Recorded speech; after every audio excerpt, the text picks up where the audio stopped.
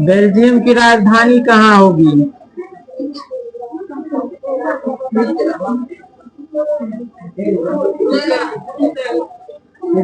राजधानी Brussels. Belgium है कहाँ पर? तो यूरोप में। बोलना नहीं है। कहाँ है? यूरोप महादेश में। अगर बेल्जियम का बात करें तो बेल्जियम दो हिस्से में बटा हुआ था। ऊपरी हिस्सा को क्या कहते हैं? फ्लेमिश का इलाका। दूसरा कहते हैं बोहेमिया का। यही ना। अब इसमें है कि बेल्जियम के अंतर्गत अगर कहा जाए इस इलाके में, क्या फ्लेमिश के इलाके में, तो 59% लोग किस भाषी का था? 59% डच भाषी। डच भाषी। इसी में था 40% फ्रेंच भाषा, फ्रेंच भाषी। और 1% क्या आ जाती है? जर्मन, जर्मन भाषी। क्या आ जाएगा? जर्मन भाषी। ये था कि पूरा इलाका किसका है? बेल्जियम का। पूरा इलाका किसका? बेल्जियम का। बेल्जियम दो हिस्से में बताइए। ऊपरी का हिस्सा को क्या कहते हैं? तो फ्लेमिश का इलाका। दूसरा कहते हैं बोहेमिया का इलाका। अब फ्लेमिश के हिस्सा में 59% कौन था? तो डच भाषी। 40% फ्रेंच भाषी। 1% जर्मन भाषी। अब इसकी राजधानी में इसका विपरीत था कि बेल्जियम की राजधानी कहाँ थी? ब्रुसेल्स। अब इसमें था कि ब्रुसेल्स में कि 80% लोग फ्रेंच भाषी थे। कितना? फ्रेंच भाषी। और 20% क्या था? डच। क्या चीज? डच। 20% ही क्या था? डच। अब यह तुलना कर रहा है कि बेल्जियम की राजधानी ब्रुसेल्स में 20% क्या है? फ्रेंच भाषी। यहाँ क्या कहते हैं? फ्लेमिश में कितना है? डच भाषी। अब ये दोनों में कभी भी मतलब सहयोग मिल ये नहीं रहा था। दोनों में संपर्क अच्छा बैठिए। वो कराता है कि हम डच बनाएंगे, ये कराता ना हम फ्रेंच बनाएंगे, हमारे संख्या ज्यादा है। वो कराता है डच भाषी की जनसंख्या ज्यादा है। इसी के चलते इस दोनों वाला में युद्ध हो गया, फ्रेंच और डच वाला। जिसमें फ्रेंच और डच वाला में खूब मारपीट हुआ। मतलब एक तरह से कहा तो विद्रोह उद्रोह हुआ। लेकिन अंत में वहां की सरकार, बेल्जियम की सरकार 4 बार संविधान संशोधन किया। कितना बार? 4 बार संविधान संशोधन।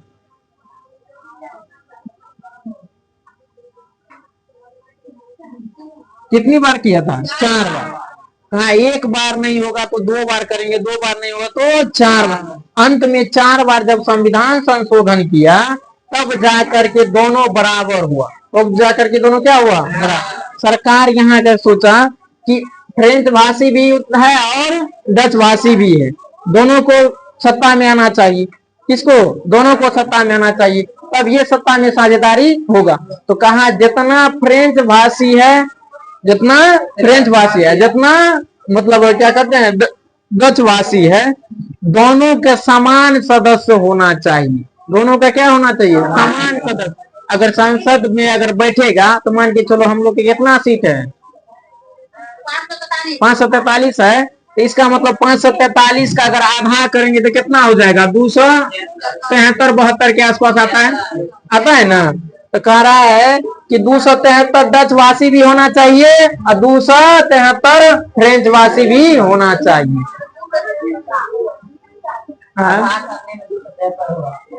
आधा करने पड़े कि मतलब में इसको हटाओ। मान के चलो कि इसके संसद में कितना ही सदस्य हो, 200 हो। कितना हो? 200 सांसद हो। तो कह रहा है कि दोनों आधा आधा होना चाहिए। तो संसद में कौन बैठता है? संसद भवन में सांसद ना बैठता है। तो कह रहा है कि 100 डच वाला भी होना चाहिए, 100 क्या होना चाहिए? फ्रेंच भाषी भी होना चाहिए। 1 डच होना चाहिए, 100 फ्रेंच भाषी। क्या दोनों बराबर हो रहा है ना? तो सभी लोगों को लगा कि बहुत अच्छा वाली बात है। वहां की सरकार यह जब संविधान संशोधन किया तो वो सबको लगा क्या चीज बहुत अच्छा वाली, दरअसल है भी अच्छा वाली बात। अगर इसी में संख्या बढ़ा देंगे तो कोई कहेगा नहीं डच भाषी को राष्ट्रीय भाषा घोषित कीजिए, कोई कहेगा नहीं फ्रेंच भाषी को राष्ट्रीय, क्योंकि राजधानी में सबसे अधिक भाषा कौन था, तो ये फ्रेंच वाला कह रहा था कि ना हमारी जनसंख्या ज्यादा है, यानी कि 70-80% है, कितना है 80%, तो ये फ्रेंच भाषी डच होना चाहिए, फ्रेंच भाषी क्या होना चाहिए राष्ट्र, वो क्या कहते हैं राष्ट्र भाषा होना चाहिए। तो उधर से डच वाला कह रहा था ना हम 59% है, हमारा राष्ट्रीय भाषा होना चाहिए, क्या चीज होना चाहिए हमारा। तो अंत में वहां की सरकार ने संविधान खोज मतलब क्या कहते हैं उपाय खोज लिया, उपाय खोज लिया, कहा कि ऐसा करते हैं सबको बराबर जिम्मेवारी देते हैं, बराबर जिम्मेवारी कि मतलब में अगर जो बैठक होगी उसमें दोनों भाषी का लोग बराबर होगा, दोनों भाषी का लोग क्या होगा बराबर होगा, दोनों भाषी के लोग बराबर। कल कहाँ तक लिखाए थे, चलो लिखो अगला।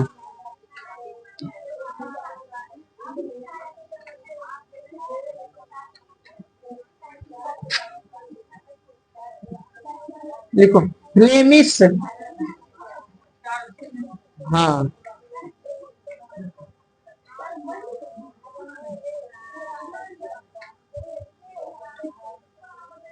फ्लेमिश इलाके में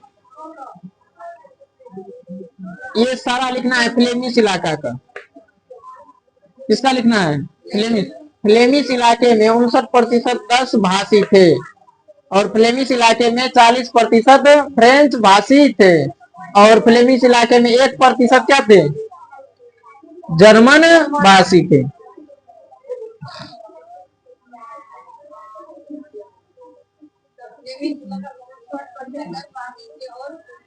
फ्लेमिश इलाके में 40% फ्रेंच भाषी थे और उसी में फिर लिखना है 1% क्या थे जर्मन भाषी।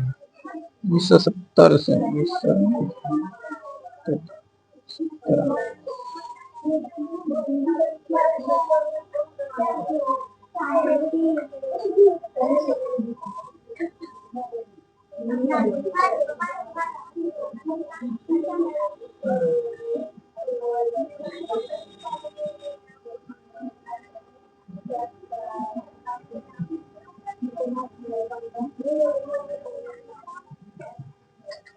वो लिख लिया, तीनों लिख लिया, ये तीनों। अगला लिखना है बेल्जियम की राजधानी, बेल्जियम की राजधानी,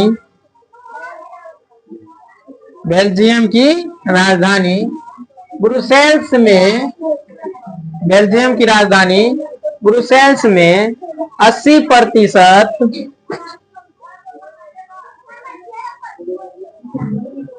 80%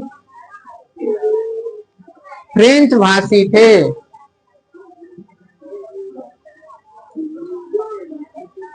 80% फ्रेंच भाषी थे तथा 20% डच भाषी थे, 20% डच भाषी थे, डच भाषी थे। अब समझो जब ये दोनों में मतलब बहसबाजी चलने लगा था तब उस सरकार ने क्या सोचा कि सरकार 1970 से 1993 के बीच में संविधान में 4 बार संशोधन किया। संविधान में कितना बार संशोधन, 4 बार। वो कितना ईस्वी से कितना ईस्वी के बीच, तो 1970 से 1993 के बीच में 4 बार संविधान में संशोधित किया। कितना बार, 4 बार। तब जाकर के ये सत्ता में साझेदारी मिली थी। तब क्या मिला था, सत्ता में साझेदारी।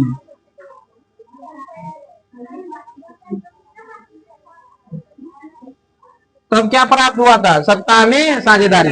कि मतलब में सरकार सोचा कि 1970 से 1993 के बीच में कितना बार संशोधन हुआ, 4 बार।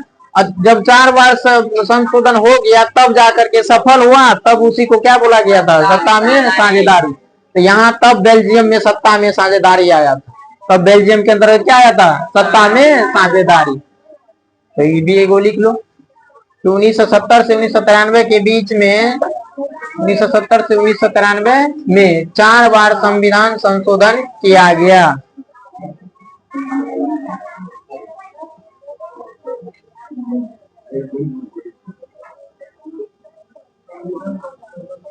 हाँ, 4 बार संविधान संशोधन किया गया।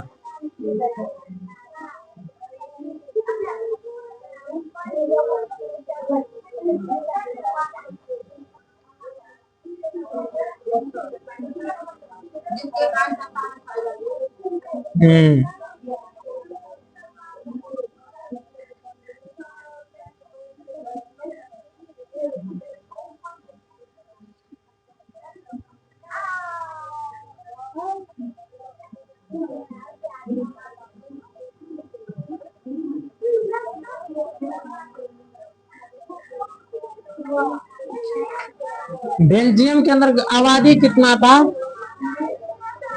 बेल्जियम के अंतर्गत आबादी अगर पूछा जाए,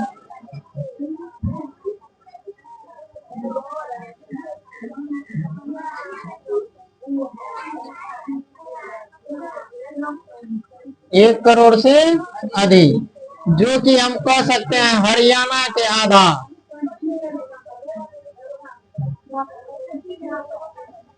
हम लोग का राज्य एक हरियाणा है ना, उसके आधे हैं, उसके आधे हरियाणा के आधे का अंतर्गत आ रहा है। किसमें? बेल्जियम।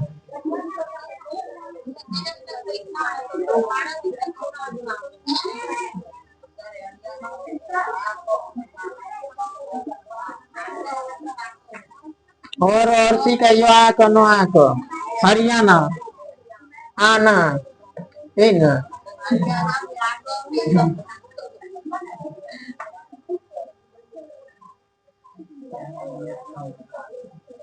अब पता चला सत्ता में साझेदारी कैसे प्राप्त हुआ। अब इसमें यही कहानी है कि इलाका तो 2 भाग में बटा हुआ था। इलाका क्या था? 2 भाग। अब इस फ्लेमिश के इलाका में 59% का डच, 40% फ्रेंच और 1%, लेकिन बेल्जियम की जो राजधानी है उसमें 80% कौन था?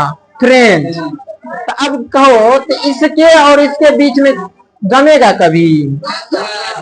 इधर से उठा था तो ये करा था डच भाषी, इधर से उठा था करना फ्रेंच भाषी, इधर से कहता क्या चीज है? डच, ये कहता था फ्रेंच। सरकार तंग आ गया, जर्मनी वाला को तो कोई हिस्से नहीं मिल रहा था। इसकी संख्या 1% न थी। ये क्या बोले बेचारा, ये सोच रहा था कि ये दोनों जिसमें खुश रहेगा हम उसी में रह जाएंगे। इसी के दोनों के बीच में सरकार जो है कितना बार संशोधन किया? 4 बार। कितना बार? 4 बार। उसी को क्या कहते हैं? सत्ता में साझेदारी। तो जिस जिस जगह सत्ता में साझेदारी हुआ है, जिस जिस जगह सत्ता में साझेदारी हुआ है, वहां लोकतंत्र अच्छा है, वहां लोकतंत्र सफल हुआ है। वहां लोकतंत्र क्या हुआ है? लोकतंत्र सफल। जहां जहां सत्ता में साझेदारी सफल हुआ वहां लोकतंत्र भी सफल है, जहां सत्ता में साझेदारी सफल नहीं हुआ वो लोकतंत्र भी सफल नहीं हुआ है। श्रीलंका को पढ़ेंगे ना, श्रीलंका में लोकतंत्र अभी तक सफल नहीं हुआ है। हाँ, हो गया इसका श्रीलंका। अभी दूसरा इसका लिखो, एक स्टार में लिखो, सत्ता में साझेदारी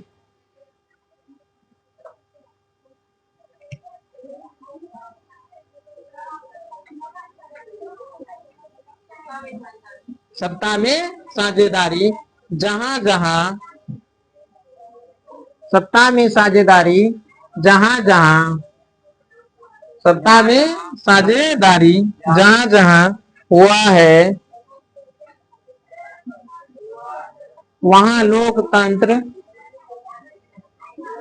वहां लोकतंत्र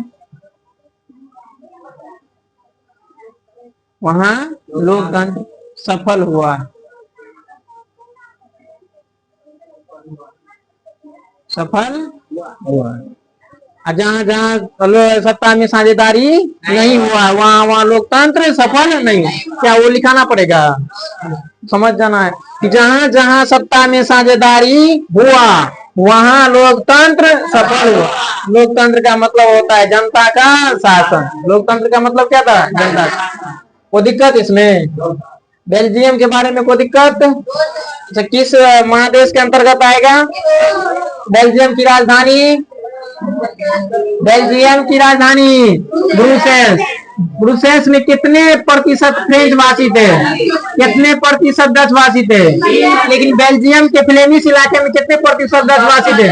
कितने प्रतिशत फ्रेंच भाषी थे? कितने प्रतिशत जर्मन भाषी? खत्म, बेल्जियम खत्म। इसकी आबादी कितना था? 1 करोड़ से अधिक। एक स्टार में लिखना है तो लिख लो, बेल्जियम की आबादी 1 करोड़ से अधिक। किसी किसी किताब में 1 करोड़ के आसपास दिया जाता है।